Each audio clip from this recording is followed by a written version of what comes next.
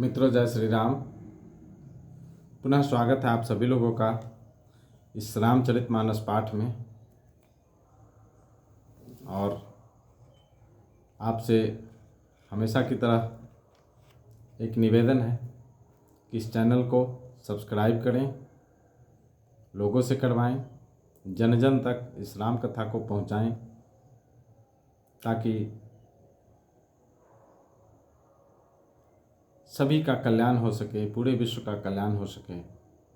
कल्याण का इससे सुगम कोई मार्ग दूसरा हो नहीं सकता। इस कलिकाल में इस कथा की बहुत आवश्यकता है,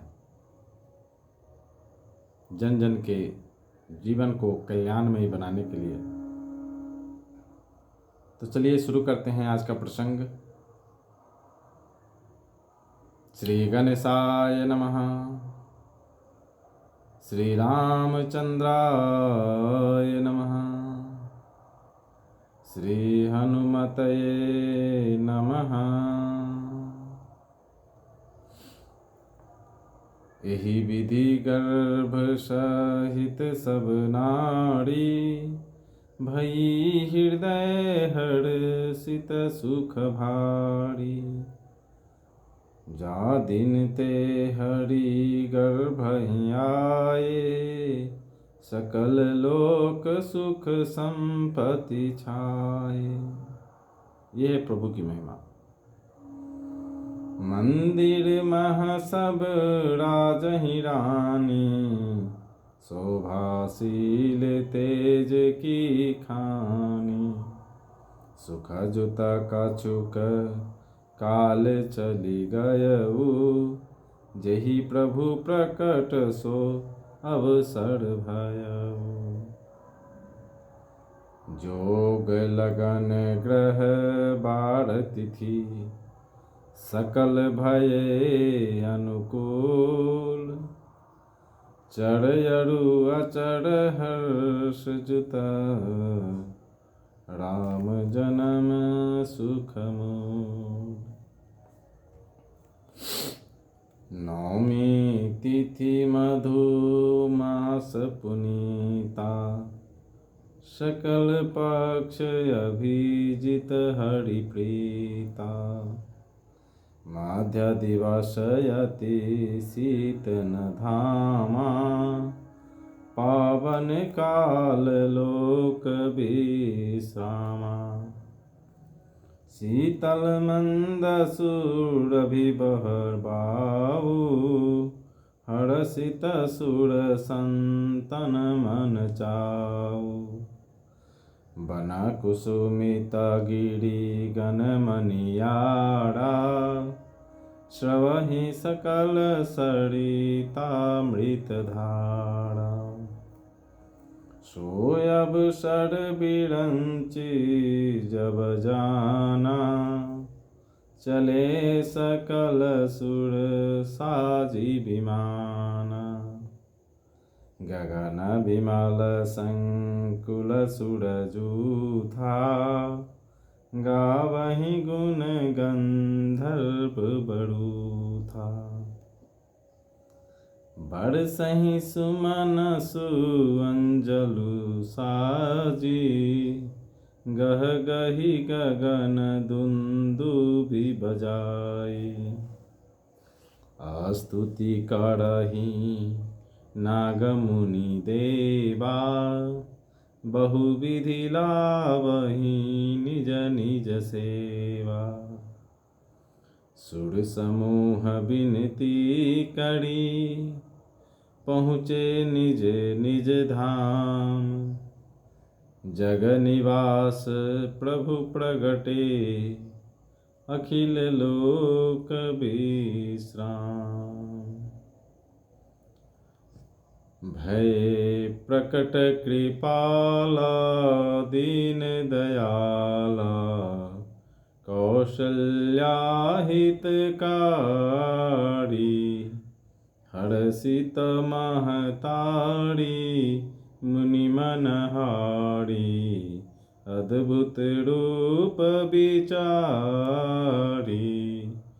लोचन अभिरामा तनु घन श्यामा निज आयुध भुज चारी भूषण बनमाला नैन विशाला शोभा सिंधु खड़ारी कह दुई कर जोड़ी स्तुति तोड़ी कई विधि करो अनंता माया गुण ज्ञानातीत अमाना वेद पुराण भनंता करुणा सुख सागर सब गुण यागर जहि गावहि श्रुति संता सो मम हित लागी जन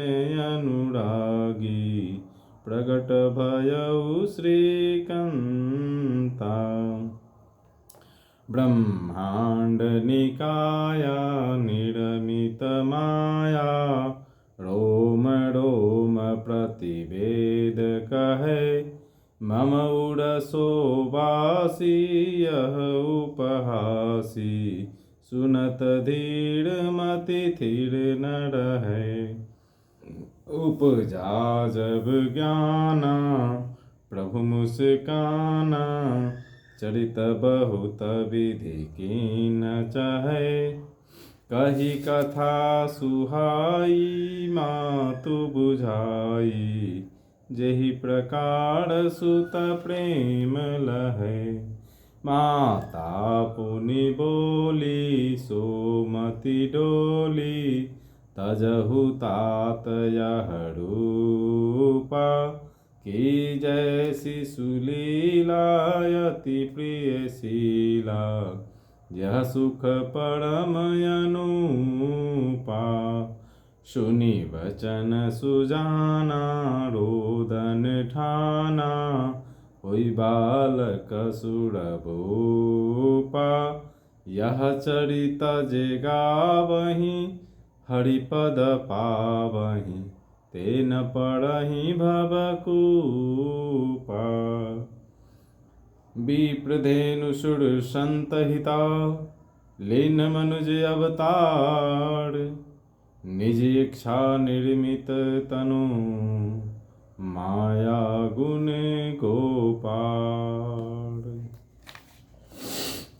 इस प्रकार सब स्त्रियां गर्भवती हुई। वे हृदय में बहुत हर्षित हुई। उन्हें बड़ा सुख मिला। जिस दिन से श्रीहरि लीला से ही गर्भ में आए, सब लोकों में सुख और संपत्ति छा गई। शोभा, शील और तेज की खान बनी हुई सब रानियां महल में सुशोभित हुई। इस प्रकार कुछ समय सुखपूर्वक बीता और वो अवसर आ गया जिसमें प्रभु को प्रकट होना था। योग, लग्न, ग्रह, वार और तिथि सभी अनुकूल हो गए। जड़ और चेतन सब हर्ष से भर गए, क्योंकि श्री राम का जन्म सुख का मूल है। पवित्र चैत्र का महीना था। नवमी तिथि थी। शुक्ल पक्ष और भगवान का प्रिय अभिजीत मुहूर्त था। दोपहर का समय था। न बहुत सर्दी थी न धूप गर्मी थी। वो पवित्र समय सब लोगों को शांति देने वाला था। शीतल, मंद और सुगंधित पवन बह रहा था। देवता हर्षित थे और संतों के मन में बड़ा चाव था। वन फूले हुए थे। पर्वतों के समूह मणियों से जगमगा रहे थे और सारी नदियां अमृत की धारा बहा रही थी। जब ब्रह्मा जी ने वह भगवान के प्रकट होने का अवसर जाना, तब उनके समेत सारे देवता विमान सजा सजा कर चले। निर्मल आकाश देवताओं के समूहों से भर गया। गंधर्वों के दल गुणों का गान करने लगे और सुंदर अंजलियों में सजा सजा कर पुष्प बरसाने लगे। आकाश में धमाधम नगाड़े बजने लगे। नागमुनि और देवता स्तुति करने लगे और बहुत प्रकार से अपनी अपनी सेवा उपहार भेंट करने लगे। देवताओं के समूह विनती करके अपने अपने लोक में जा पहुँचे। समस्त लोकों को शांति देने वाला जगदाधार प्रभु प्रकट हुए। दीनों पर दया करने वाले कौशल्या जी के हितकारी कृपालु प्रभु प्रकट हुए। मुनियों के मन को हरने वाले उनके अद्भुत रूप का विचार करके माता हर्ष से भर गई। नेत्रों को आनंद देने वाला मेघ के समान श्याम शरीर था। चारों भुजाओं में अपने खास आयुध धारण किए हुए थे, दिव्य आभूषण और वनमाला पहने थे, बड़े बड़े नेत्र थे। इस प्रकार शोभा के समुद्र तथा खड़ राक्षस को मारने वाले भगवान प्रकट हुए। दोनों हाथ जोड़कर माता कहने लगी, हे अनंत, मैं किस प्रकार तुम्हारी स्तुति करूं? वेद और पुराण तुमको माया, गुण और ज्ञान से परे और परिमाण रहित बतलाते हैं। श्रुतियाँ और संत जन दया और सुख का समुद्र, सब गुणों का धाम कहकर जिनका गान करते हैं, वही भक्तों पर प्रेम करने वाले लक्ष्मीपति भगवान मेरे कल्याण के लिए प्रकट हुए हैं। वेद कहते हैं कि तुम्हारे प्रत्येक रोम में माया के रचे हुए अनेकों ब्रह्मांडों के समूह भरे हैं। वे तुम मेरे गर्भ में रहे इस हंसी की बात के सुनने पर धीर विवेकी पुरुषों की बुद्धि भी स्थिर नहीं रहती, विचलित हो जाती है। जब माता को ज्ञान उत्पन्न हुआ तब प्रभु मुस्कुराए। वे बहुत प्रकार के चरित्र करना चाहते थे, अतः उन्होंने पूर्व जन्म की सुंदर कथा कहकर माता को समझाया, जिससे उन्हें पुत्र का वात्सल्य प्रेम प्राप्त हो, भगवान के प्रति पुत्र भाव हो जाए। माता की वह बुद्धि बदल गई। तब वह फिर बोली, हे तात, ये रूप छोड़कर अत्यंत प्रिय बाल लीला करो, मेरे लिए ये सुख परम अनुपम होगा। माता का यह वचन सुनकर देवताओं के स्वामी सुजान भगवान ने बालक रूप होकर रोना शुरू कर दिया। तुलसीदास जी कहते हैं, जो इस चरित्र का गान करते हैं वे श्रीहरि का पद पाते हैं और फिर संसार रूपी कूप में नहीं गिरते। ब्राह्मण, गौ, देवता और संतों के लिए भगवान ने मनुष्य का अवतार लिया। वे अज्ञानमयी मलिना माया और उनके गुण सत, रज और तम और बाहरी तथा भीतरी इंद्रियों से परे है। उनका दिव्य शरीर अपनी इच्छा से ही बना है, किसी कर्म बंधन से परवश होकर त्रिगुणात्मक भौतिक पदार्थों के द्वारा नहीं। तो मित्रों, प्रभु प्रकट हो चुके हैं। अब यहाँ से प्रभु की बाल लीला आरंभ होती है। नियमित रूप से इस बाल लीला का अनुश्रवण करें। प्रभु बहुत सारे लीला किए हुए हैं, ये भी एक अविस्मरणीय लीला है ना। और इस लीला का जितना हम गुणगान करें उतना ही हम इस भव सागर से पार उतर जाएंगे। मिलते हैं कल फिर नए उत्साह, नए उमंग और नए प्रसंग में। तब तक के लिए आप मुझे आज्ञा दीजिए। मिलते हैं कल नए प्रसंग में। जय श्री राम।